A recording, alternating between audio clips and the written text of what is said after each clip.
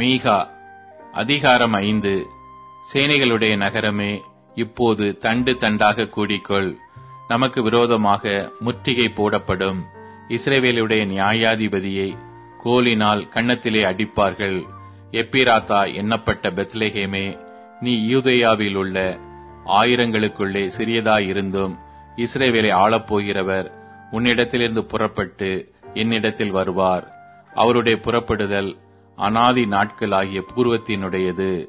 ஆனாலும் பிரசவிக்கிறவள் பிரசவிக்கிற மட்டும் அவர்களை ஒப்புக் கொடுப்பார். அப்பொழுது அவருடைய சகோதரரில் மீதியானவர்கள் இஸ்ரவேல் புத்திரரோடும் கூட திரும்புவார்கள். அவர் நின்று கொண்டு கர்த்தருடைய பலத்தோடும் தம்முடைய தேவனாகிய கர்த்தருடைய நாமத்தின் மகத்துவத்தோடும் மேய்ப்பார். ஆகையால் அவர்கள் நிலைத்திருப்பார்கள். அவர் இனி பூமியின் எல்லைகள் பரியந்தமும் மகிமைப்படுவார். இவரே சமாதான காரணர். அசீரியன் நம்முடைய தேசத்திலே வரும்போதும் நம்முடைய அரண்மனைகளை மிதிக்கும் போதும் 7 மேய்ப்பரையும் மனுஷரில் 8 அதிபதிகளையும் அவனுக்கு விரோதமாக நிறுத்துவேன். இவர்கள் அசீரியா தேசத்தையும் நிம்ரோதின் தேசத்தையும் அதனுடைய வாசல்களுக்கு உட்புறமாக பட்டயத்திற்கு இரையாக்குவார்கள்.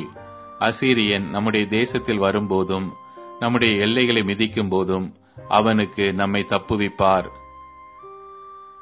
யாக்கோபிலே மீதியானவர்கள் கர்த்தராலே வருகிற பணியைப் போலவும் மனுஷனுக்கு காத்திராமலும் மனு புத்திரருக்கு தாமதியாமலும் பூண்டுகள் மேல் வருகிற மலைகளைப் போலவும் அநேக ஜனங்களின் நடுவிலே இருப்பார்கள். யாக்கோபிலே மீதியானவர்கள் சிங்கம் காட்டு மிருகங்களுக்குள்ளே இருக்கிறதற்கு சமானமாகவும் கடந்து போய் மிதித்து தப்புவிப்பார் இல்லாமல் பீறி போடுகிற பாலசிங்கம் ஆட்டு மந்தைகளுக்குள்ளே இருக்கிறதற்கு சமானமாகவும் ஜாதிகளுக்குள் அநேக ஜனங்களின் நடுவிலே இருப்பார்கள். உன்னுடைய கை உன் விரோதிகளின் மேல் உயரும். உன் சத்துருக்கள் எல்லாரும் சங்கரிக்கப்படுவார்கள். அந்நாளிலே நான் உன் குதிரைகளை உன் நடுவில் இராதபடிக்கு சங்கரித்து உன் ரதங்களை அழித்து உன் தேசத்து பட்டணங்களை சங்கரித்து உன் அரண்களை எல்லாம் நிர்மூலமாக்கி சூனிய வித்தைகள் உன் கையில் இராதபடிக்கு அகற்றுவேன். நாள் பார்க்கிறவர்கள் உன்னிடத்தில் இல்லாமற் போவார்கள். உன் சுரூபங்களையும் உன் சிலைகளையும் உன் நடுவில் இராதபடிக்கு நிர்மூலமாக்குவேன். உன் கையின் கிரியையை நீ இனி பணிந்து கொள்ளாய். நான் உன் விக்கிரக தோப்புக்களை உன் நடுவில் இராதபடிக்கு பிடுங்கி உன் பட்டணங்களை அழித்து செவி கொடாத புற ஜாதிகளிடத்திலே கோபத்தோடும் உக்கிரத்தோடும் நீதியை சரி கட்டுவேன் என்றார்.